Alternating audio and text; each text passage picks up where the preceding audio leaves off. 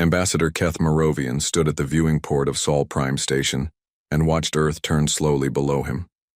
The blue planet looked peaceful from space, but Keth knew better than to judge any world by its appearance. He had seen too much death in recent months to believe in peaceful appearances.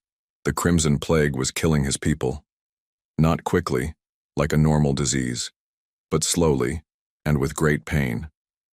The plague attacked the brain while keeping victims awake and aware. They could think and feel everything as their minds died piece by piece. Billions of Zalari had already died this way across 12 worlds. Keth carried data files that showed the horror. Videos of plague victims lying in hospital beds, their eyes wide with terror as they felt their thoughts slip away. Medical reports that proved no Zalari doctor could stop the disease. The plague was too clever, too well designed. It seemed to know exactly how to destroy Zalari biology. The humans were new to galactic politics. Most species barely knew they existed. But word had spread about their medical skills and their willingness to help other races. Keth had traveled across half the galaxy to reach Earth because no one else would help. The other major powers feared the plague might spread to their own worlds. Admiral Lisa Grant met him in the station's main conference room. She was a tall woman with gray hair and sharp eyes that seemed to see everything. Two other humans sat with her. Dr. Alex Murphy was young for a lead scientist with messy brown hair and tired eyes. Captain Jake Williams wore a military uniform and watched Keth like he was studying an enemy. "Ambassador Keth," Admiral Grant said. "We received your message about the plague. Show us what you have." Keth activated his holographic display. Images of dying Zalari filled the air above the table. The humans watched without changing expression, but Keth saw their hands tighten into fists. "This started 6 months ago on Zelios Prime," Keth explained. "The first victims thought they had a simple head cold. Then their memories began to fade. They forgot names, faces, how to speak. But they stayed conscious through it all. They knew they were dying." Dr. Murphy leaned forward. "What about treatment attempts?" "We tried everything. Neural stimulators, brain surgery, complete blood replacement. Nothing worked. The plague adapts to every treatment we attempt." Admiral Grant asked, a question that surprised Keth. "Who do you think created this disease?" "Created it?" Keth paused. "You mean, who released it first? We believe it began in the outer colonies, but we cannot be certain." "No," the Admiral said firmly. "Who made it? This is not a natural disease." Dr. Murphy was studying the medical data on his personal screen. "The genetic markers are too precise. This plague knows exactly how to attack Zalari brain cells while leaving other organs mostly intact. Someone designed it specifically to target your species." Keth felt a chill run through his body. "That is impossible. No one has that kind of knowledge about Zalari biology." Captain Williams spoke for the first time. "How long have you been at war with the Vorthak Empire?" "We are not at war," Keth said quickly. "The Zalari Confederation has never fought a war. We are a peaceful alliance." "But the Vorthak have attacked your shipping," Williams continued. "They have taken prisoners from your outer worlds. Some of those prisoners were never returned." Keth's hands began to shake. "You think the Vorthak made this plague?" "I think someone who knows Zalari biology very well made this plague," Dr. Murphy said. "And the only way to get that knowledge is through extensive study of living subjects." "Admiral," Grant stood up and walked to the viewing port. "How many Vorthak research stations are there in the border regions?" "I do not know," Keth admitted. "We avoid Vorthak space. They are violent and unpredictable. But they have been taking your people for years," Williams said. It was not a question. Keth nodded slowly. The truth was painful to admit. The Vorthak had been capturing Zalari ships and taking prisoners for decades. The Confederation had protested through diplomatic channels, but never taken military action. Violence was against their core beliefs. Dr. Murphy looked up from his data. "Analysis. Admiral, I need to run full tests on these samples, but I am already seeing markers that suggest bioweapon engineering. This plague was not just designed to kill. It was designed to cause maximum psychological damage to survivors. Explain, Admiral Grant said. The plague keeps victims conscious while destroying their minds. That is not efficient if you just want to kill people. But if you want to terrorize a population, to make them afraid to fight back, then keeping them aware of their own death is perfect psychological warfare. Keth felt sick. You are saying the Vorthak tortured my people to create a weapon that would torture more of my people? That is exactly what I am saying, Dr. Murphy replied. Admiral Grant turned back to face the group. Ambassador Keth, your people asked for medical aid. We will provide it. But understand that treating this plague means more than just caring for the sick. I do not understand. You cannot cure a disease by only treating the symptoms, the Admiral explained. Sometimes you have to eliminate the source. If the Vorthak created this bioweapon, then stopping the plague means stopping the Vorthak. Keth stood up quickly. No. We asked for medical help, not military action. The Zalari do not fight wars. Then you will keep dying, William said bluntly. Because the Vorthak will keep making new plagues until they kill every Zalari in the galaxy. Admiral Grant walked back to her chair. Captain Williams, prepare a full intelligence report on Vorthak biological weapons research. Dr. Murphy, I want complete analysis of the plague samples within 48 hours, and contact the medical command. Tell them we are implementing Protocol 7. What is Protocol 7? Keth asked. The Admiral looked at him with eyes that held no softness. Protocol 7 treats biological attacks on civilian populations as acts of war against humanity itself, regardless of which species is targeted. But we did not ask for war. No, Admiral Grant agreed. You asked for medical aid, and from humanity's perspective, those are sometimes the same thing. Keth left the meeting with his head spinning. He had come to Earth seeking doctors and medicine.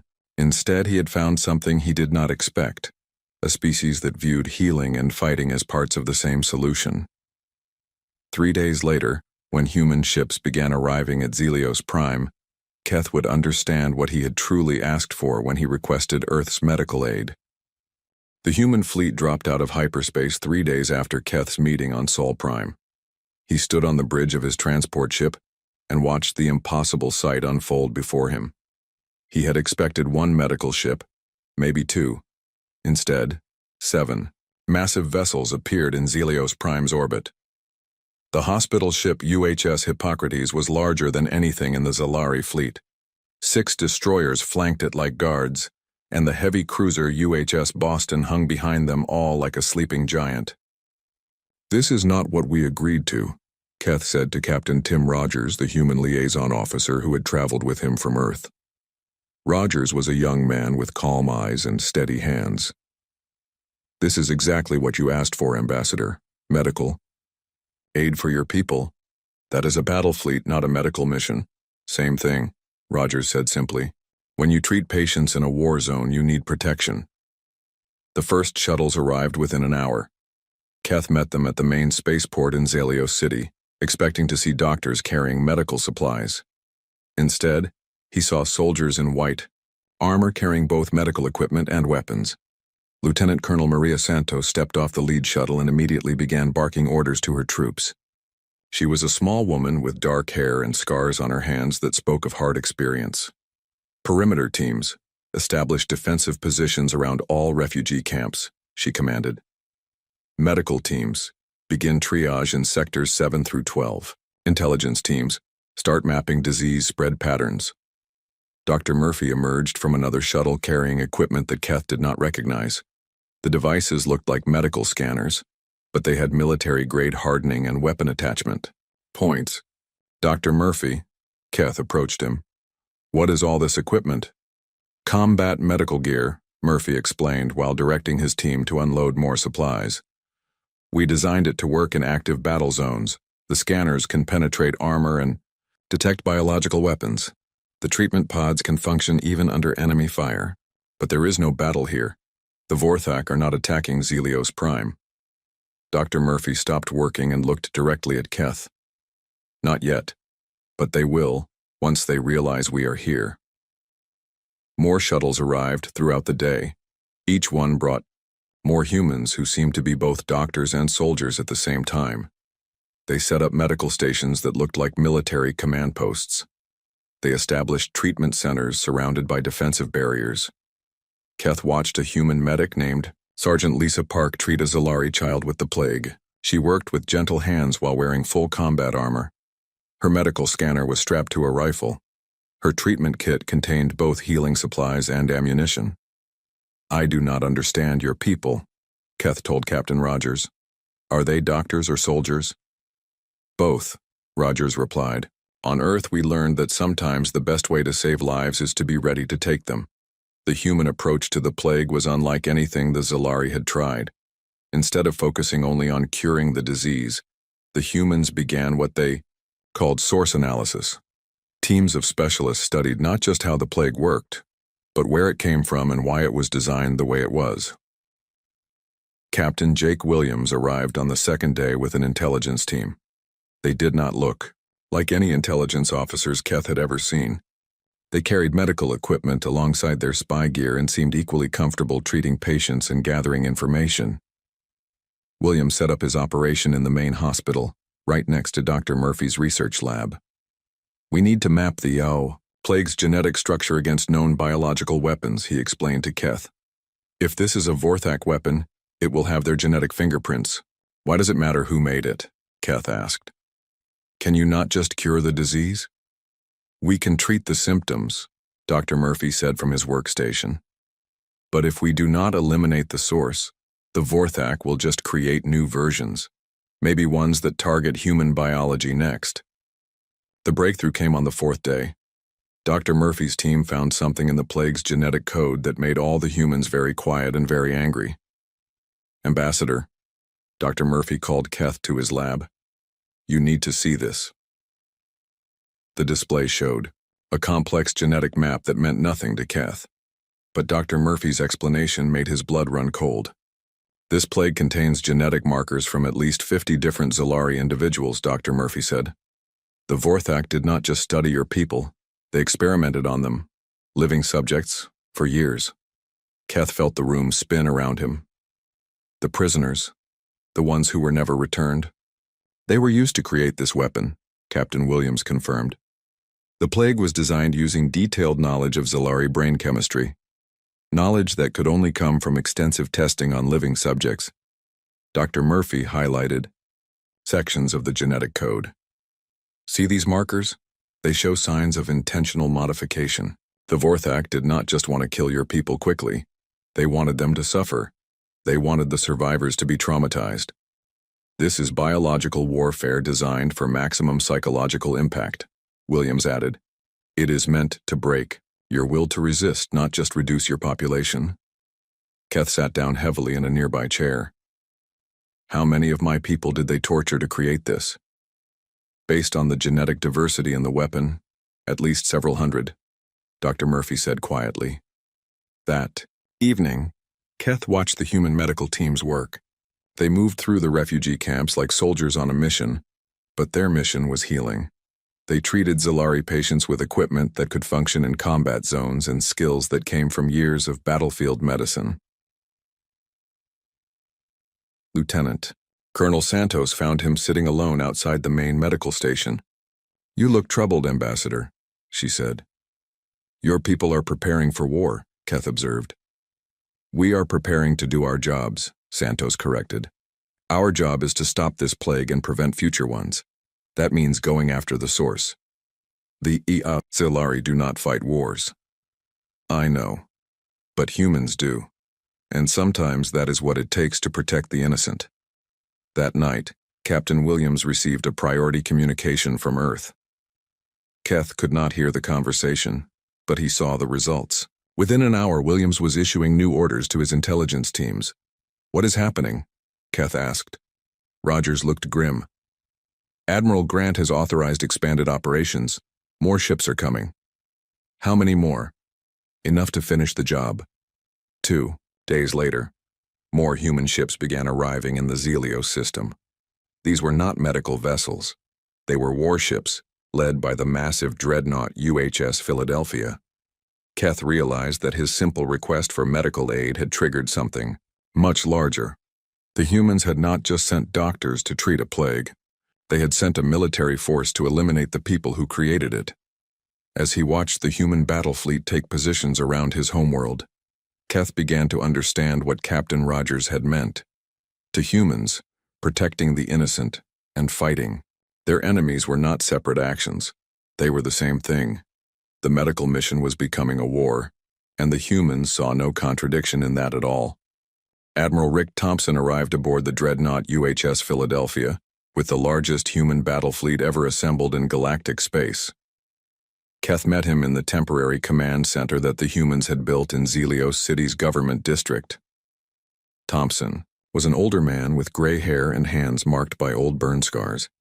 He carried himself like someone who had seen many battles and won most of them. When he spoke, other humans listened immediately.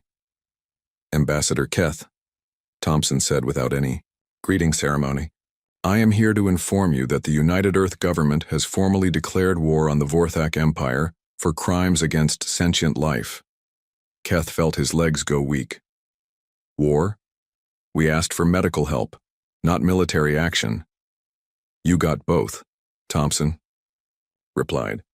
"The Vorthak used biological weapons against civilian populations. Under Article 15 of the Galactic Accords, any spacefaring species may respond militarily to biological warfare, regardless of which species was targeted." Captain Rogers handed Keth a datapad containing the official declaration. The document was written in formal diplomatic language, but its meaning was clear. Earth considered the Crimson Plague an act of war against all sentient life. "This is madness," Keith said. "My people are pacifists. We have never fought a war in our entire history." Dr. Murphy looked up from his medical station where he continued, working on plague treatments. "And that is why you are dying. The Vorthak know you will not fight back, so they feel safe using you as test subjects for their biological weapons. There must be another way. Diplomatic solutions, economic sanctions, something other than violence." Admiral Thompson walked to the large display screen that showed current plague statistics. Red zones marked infected areas across all 12 Zolari worlds. "Ambassador, in the past week, how many of your people have died?" Keth checked his daily reports. "Approximately 2 million. "And how many Vorthak have died?" "None." "Then your diplomatic approach is not working." Thompson turned back to face Keth. "The Vorthak will continue making biological weapons until someone stops them. Today, that someone is humanity." Captain Williams entered the command center carrying intelligence reports. "Admiral, our reconnaissance teams have confirmed 17 active biological weapons facilities in Vorthak space. The Crimson Plague is just one of 43 different bioweapons they have developed." 43? Keth whispered. "Each one designed to target a different species," Williams continued. "They have weapons that can kill humans, Altarians, Centaurans, and dozens of other races. They are preparing for galactic biological warfare." Dr. Murphy added more disturbing information. "The genetic analysis shows they have been collecting biological samples from species across the galaxy for at least 20 years. Every time they capture prisoners or conduct diplomatic missions, they are really gathering genetic material for weapon development." Admiral Thompson studied the intelligence reports. "This stops now. Captain Williams, what is our tactical assessment?" "The Vorthak have superior numbers but inferior technology. Their ships are heavily armed but poorly defended against our electronic warfare systems. More importantly, they are not expecting military action from any of the species they have been targeting." "What about civilian populations in Vorthak space?" "Most Vorthak civilians live on heavily defended core worlds, but their research facilities are located on remote stations with minimal populations. We can target the weapons programs without significant civilian casualties." Keth interrupted the military planning. "You cannot just attack another species without their government's consent." "We tried diplomacy first," Admiral Thompson replied. "Earth sent formal complaints to the Vorthak Empire about the biological attack 6 months ago. They ignored our messages." 6 months ago? But the plague only began 6 months ago, Dr. Murphy explained. We detected the early signs of biological warfare before your people realized what was happening. Human intelligence services monitor galactic disease patterns specifically to identify biological weapons attacks. You knew about the plague before we asked for help? We suspected it was artificial, Dr. Murphy admitted. But we needed to analyze actual samples to confirm our theories. Your request for medical aid gave us access to the evidence we needed. Keth felt manipulated and angry. So you were planning military action all along. We were planning to help, Admiral Thompson corrected. But helping sometimes requires fighting. You cannot cure a disease by only treating symptoms. Sometimes you must eliminate the source of infection. Captain Williams activated a holographic display showing Vorthak space. Red dots marked biological weapons facilities. Blue lines showed human attack routes. Our battle plan has 2 phases, Williams explained. Phase 1 establishes secure medical zones throughout Zalari space. We create safe areas where the plague can be contained and treated without interference. Phase 2 targets the source, Admiral Thompson continued. We eliminate every Vorthak biological weapons facility and capture their research data. The scientists responsible for creating these weapons will be arrested and tried for crimes against sentient life. And if the Vorthak resist, then they will be defeated, Thompson said simply. Dr. Murphy stood up from his medical equipment. Ambassador, let me explain something about human medicine. When a patient has cancer, we do not just manage the pain. We cut out the tumor. We poison it with chemicals. We burn it with radiation. We attack it with every weapon we have until it is completely destroyed. The Vorthak biological weapons program is a cancer, Admiral Thompson added. It is growing, spreading, and will eventually kill billions of innocent people. Our medical ethics demand that we eliminate it completely. Keth felt overwhelmed by the human perspective. But war brings death. How can doctors support military action? War sometimes prevents greater death, Dr. Murphy replied. If we allow the Vorthak to continue their biological weapons program, they will eventually have weapons that can kill every sentient species in the galaxy. Stopping them now saves billions of lives. The first battle began that evening. Human. Reconnaissance ships engaged a Vorthak patrol fleet near the border. The fight lasted only minutes before the Vorthak ships were destroyed or captured. Captain Williams analyzed the captured data from the Vorthak ships. They were carrying biological weapons designed to target human respiratory systems. They were planning to attack our medical teams. Admiral Thompson reviewed the battle reports with satisfaction. That confirms our intelligence. The Vorthak view our medical mission as a military threat to their biological weapons program. Because it is, Dr. Murphy added. Every person we cure is someone their weapon failed to kill. Every treatment we develop reduces the effectiveness of their biological warfare strategy. Keth watched the humans prepare for larger battles. Their medical teams worked alongside military units without any apparent conflict between their roles. The doctors carried weapons. The soldiers provided medical aid. The distinction between healing and fighting seemed meaningless to them. I still do not understand your people, Keth told Captain Rogers. You asked us to save lives, Rogers explained. Sometimes saving lives requires taking them. The Vorthak created biological weapons that cause slow, painful death. They tested those weapons on your people. They plan to use similar weapons against other species. Stopping them is the most medical thing we can do. Late that night, Keth received reports of the first major engagement between human and Vorthak forces. A human fleet had attacked and captured a Vorthak research station in the Outer Rim. Among the rescued prisoners were 57 Zalari who had been missing for years. Dr. Murphy examined the rescued prisoners and confirmed what the humans had suspected. These individuals were used as test subjects for biological weapons development. Their genetic material was harvested to create the Crimson Plague. Keth met with the rescued prisoners in the medical facility. They told him stories of horror that made him understand why the humans were so determined to fight. The Vorthak had not just tortured them physically, They had forced them to watch as their genetic material was used to create weapons that would kill their own people. They had been made to participate in their own species' destruction. That night, Keth made a decision that surprised himself. He sent a message to Admiral Thompson requesting a meeting. "I want to help with your military operations," he told the Admiral. "The Zellari do not fight wars," Thompson reminded him. "No," Keth agreed, "but maybe it is time we learned." The captured Vorthak research station revealed horrors that made even experienced human soldiers sick.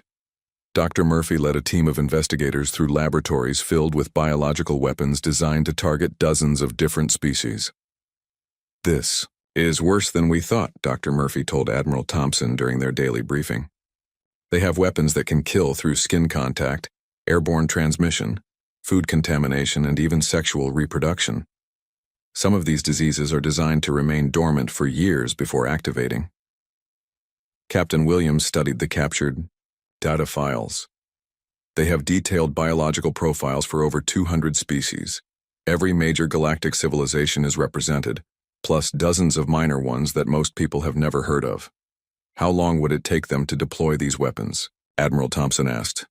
"They are already deployed," Dr. Murphy said grimly. "We found evidence that they have been conducting field tests for the past 5 years.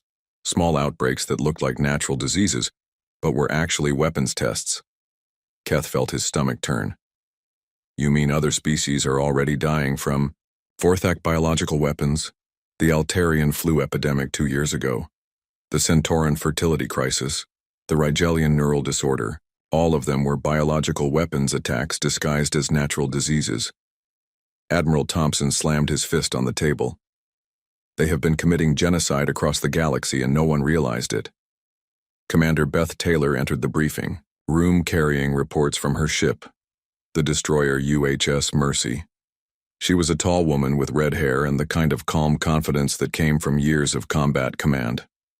"Admiral, we have identified the primary biological weapons facility. It is located on Vorthak Prime itself, buried 3 kilometers underground. Intelligence estimates indicate it contains active samples of all their weapons plus production facilities for mass distribution." "Defenses?" Thompson asked. "Heavy orbital platforms, surface-to-space missiles, and atmospheric defense grids. But the real problem is the facility itself. If we damage it during an attack, we risk releasing biological weapons that could kill every living thing on the planet." Dr. Murphy leaned forward. "Including millions of innocent Vorthak civilians, and if we leave it alone, they will eventually release those same weapons across the galaxy," Admiral Thompson replied. "How many innocent civilians of other species will die then?" Keth had been learning human military terminology during his time with the fleet. "Is there a way to capture the facility intact?" Captain Williams pulled up tactical displays. "Not through conventional assault. The facility is too well defended and too dangerous to approach directly." Commander Taylor had been studying the problem for days. "I have a proposal. We treat this like a medical operation instead of a military one." "Explain," Admiral Thompson said. "Think of the facility as a patient with a life-threatening condition. The biological weapons are like a massive infection that will kill the patient if left untreated. But traditional surgery is too dangerous because it might spread the infection." "Doctor," Murphy began to understand. "You want to perform surgical extraction, remove the infected tissue without damaging healthy areas." "Exactly. We use precision strikes to isolate specific sections of the facility, while medical teams evacuate prisoners and neutralize weapons. Like removing a tumor while keeping the patient alive." Admiral Thompson considered the proposal. "How many ships would you need?" "Every medical vessel we have, plus a full battle fleet for protection. This would be the largest combined medical-military operation in galactic history." The operation, codenamed Surgical Strike, required 2 weeks of preparation. Human medical teams trained alongside military units to coordinate complex procedures under combat conditions. Special equipment was developed that could neutralize biological weapons while keeping prisoners alive. Dr. Murphy worked with Zellari scientists to develop treatments for the various bioweapons they might encounter. "We need to be ready for anything," he explained to Keth. "The Vorthak might try to release their weapons rather than let us capture them. Meanwhile, Human intelligence teams gathered information about the Vorthak facility. Captain Williams led reconnaissance missions that revealed the true scope of the biological weapons program. They have enough weaponized diseases to kill every sentient species in the galaxy 3 times over, Williams reported. This is not just about military advantage. This is about complete biological dominance. War Chief Thaxon Grimclaw, leader of the Vorthak Empire, issued threats against any species that supported human military action. His messages were broadcast across galactic communication networks. The humans are a disease that must be eliminated, Grimclaw declared. Any species that aids them will face the consequences. We have weapons that can destroy entire worlds. Admiral Thompson responded with a message of his own. War Chief Grimclaw, your biological weapons program violates every principle of civilized warfare. Surrender now and face trial for your crimes, or we will come to your homeworld and extract you ourselves. The final assault began at dawn on Vorthak Prime. Human medical ships approached the planet alongside battle cruisers, each vessel carrying teams trained for both healing and fighting. Commander Taylor coordinated the initial strikes from the bridge of the UHS Mercy. Her ship led a formation of destroyers that targeted the facility's defensive systems with surgical precision. Remember, she told her crew, we are doctors performing surgery. Every shot must be exact. Every movement must be calculated. We cannot afford to damage the patient. Dr. Murphy monitored biological readings from the medical ship UHS Hippocrates. No signs of weapons release yet. The containment systems are holding. The first penetration teams reached the underground facility within an hour. They found laboratories filled with prisoners from dozens of species, all being used as test subjects for biological weapons development. Lieutenant Colonel Santos led the prisoner evacuation while her medical teams worked to neutralize active weapons. This is worse than the intelligence reports, she radioed to Admiral Thompson. They have live weapons testing in progress. If we had arrived one day later, they would have released a weapon designed to kill humans through water contamination. Captain Williams discovered the central control room where Vorthak scientists were coordinating their biological warfare program. Admiral, you need to see this. They were planning to release every weapon simultaneously. They call it the Final Solution Protocol. The battle for the facility lasted 6 hours. Human forces fought through defensive positions while medical teams worked to save prisoners and secure biological weapons. The operation required perfect coordination between military and medical units. Dr. Murphy found himself treating Vorthak, civilians who had been injured in the fighting. Even now they are still our patients, he explained to a confused Zalari observer. Medical ethics apply to everyone, even our enemies. The turning point came when the humans reached the primary weapons storage area. War Chief Grimclaw was there personally, trying to activate a device that would release every biological weapon at once. If I cannot rule the galaxy, then no one will live in it, Grimclaw screamed as human soldiers surrounded him.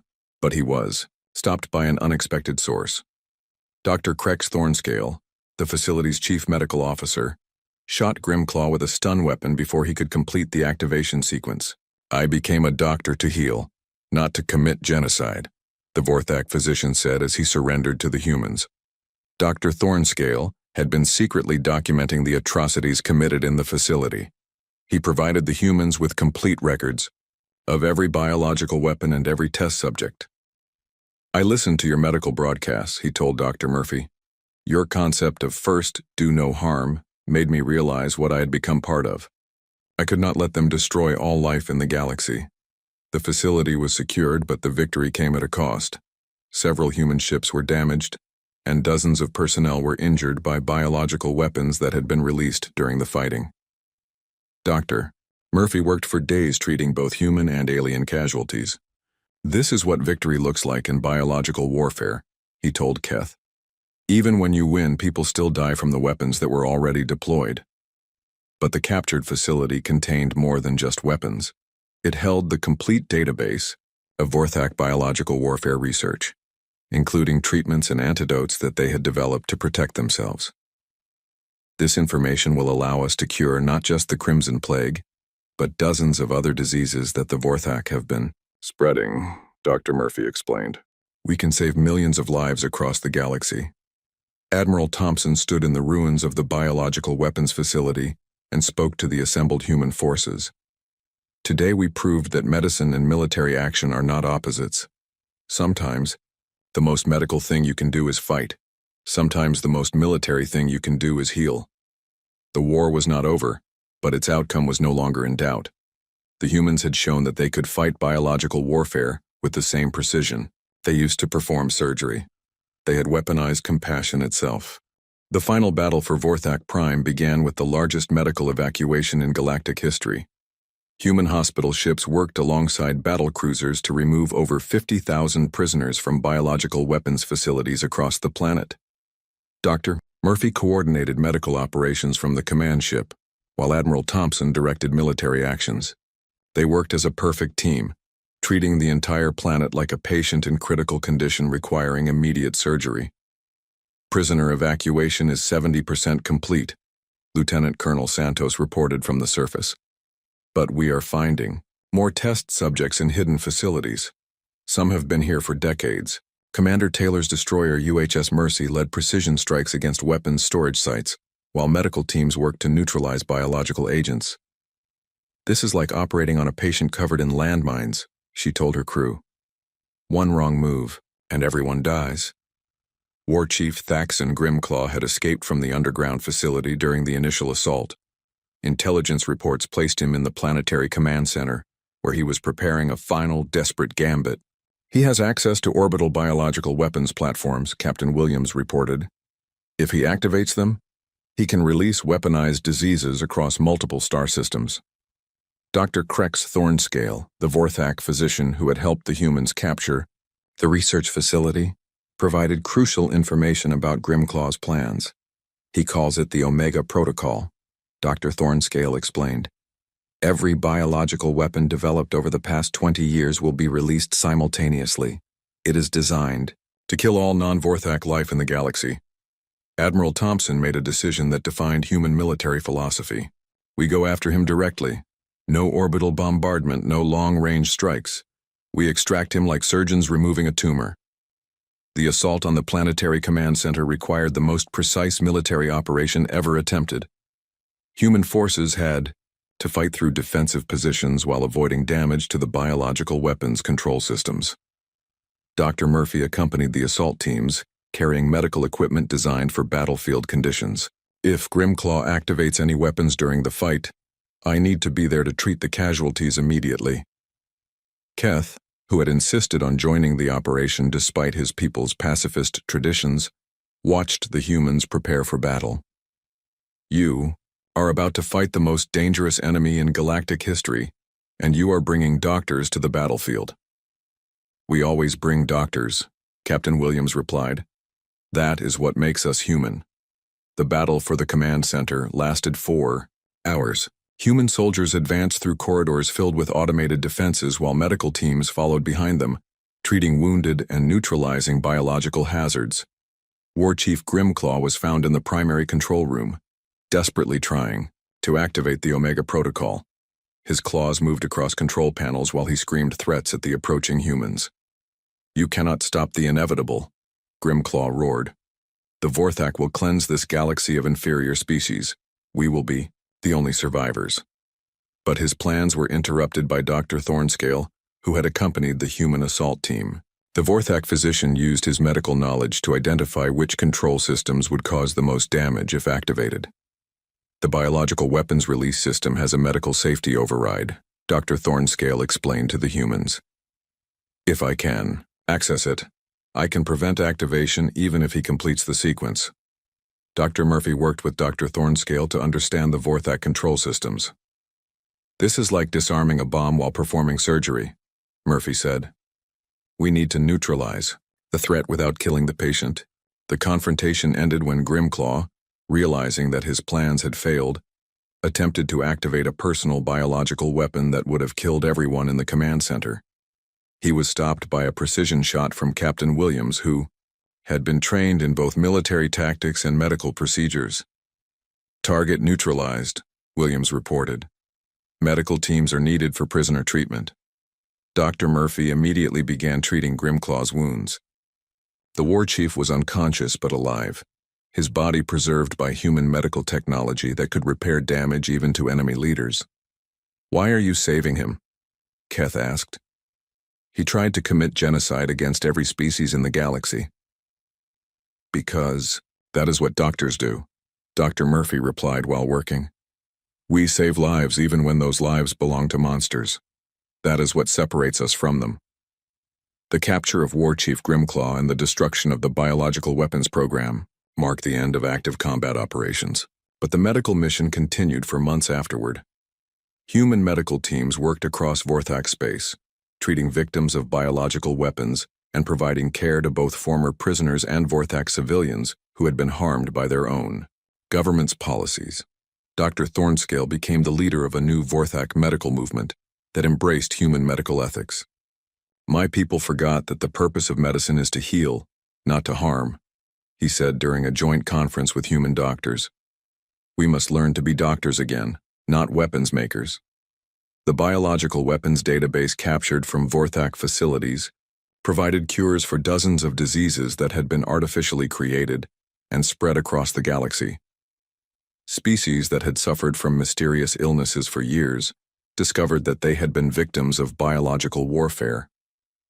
Admiral Thompson established the Terran Medical Intervention Corps, a joint military medical organization designed to respond to future biological weapons attacks. Ships of the Corps carried both doctors and soldiers, ready to provide healing and protection wherever they were needed. "We learned something important during this war," Thompson explained to the Galactic Council. "Medicine and military action are not opposites. They are tools that can be used together to protect innocent life." Dr. Murphy returned to Zelios Prime to establish a permanent medical research facility. The station was staffed by both human and Zalari doctors working together to develop treatments for biological weapons. Keth, who had been changed by his experiences with the human military, became the first Zalari to join the Terran Medical Intervention Corps. "My people learned that sometimes pacifists must fight to protect peace," he explained to those who questioned his decision. "The Crimson Plague was completely eliminated within 6 months of the war's end. The cure developed by human medical teams was distributed free to all affected populations. More importantly, the genetic database captured from the Vorthak provided immunity against future biological weapons attacks. But the greatest victory was not military or medical.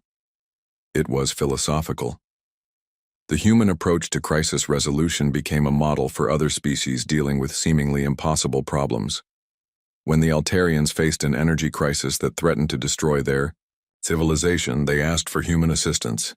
The human response included both engineers and economists, treating the crisis as a system that required both technical and social repair. When the Centaurans discovered that their agricultural systems were failing due to climate change, human agricultural specialists arrived with both farming experts and terraforming equipment, ready to heal their planet while teaching them sustainable practices. The pattern was always the same. Humans approached every problem as if it were a patient, requiring treatment. They brought whatever tools were necessary for healing, whether those tools were medical equipment, military hardware, or engineering supplies. Dr. Murphy, now director of the Galactic Medical Response Initiative, explained the human perspective during a lecture at the Zalari Medical Academy. "Other species see healing and fighting as separate activities," he said to an audience of young doctors from a dozen different worlds. "Humans see them as parts of the same process. Sometimes you heal by providing medicine. Sometimes you heal by removing threats. The goal is always the same: reduce suffering and preserve life." A young Zalari medical student asked the question that many species struggled with. "But how do you decide when healing requires fighting?" Dr. Murphy smiled. "The same way you decide any medical treatment. You examine the patient, identify the source of the problem, and choose the intervention that will cause the least harm while providing the most benefit. Sometimes that means surgery. Sometimes it means medicine. Sometimes it means protecting the patient from additional harm." The war memorial on Zelios Prime bore a simple inscription that captured the human approach to the crisis. Dedicated to the principle that healing sometimes requires fighting, and fighting sometimes achieves The greatest healing. Below the inscription were the names of everyone who had died during the biological weapons crisis, human and alien alike. Doctors and soldiers were listed together, without distinction between their roles. Keth often visited the memorial to remember how his simple request for medical aid had changed the galaxy. The humans had given his people exactly what they asked for: healing for the sick and protection from future harm. They had also given them something unexpected, an example of how compassion could be weaponized for good, and how the desire to heal could become the most powerful military force in the galaxy. The last entry in Keth's personal journal captured the transformation that the human intervention had brought to galactic civilization. We asked Earth for medical aid. They sent doctors, drones, and a declaration of war. In doing so, they taught us that sometimes the most peaceful action is to fight for peace, and the most meta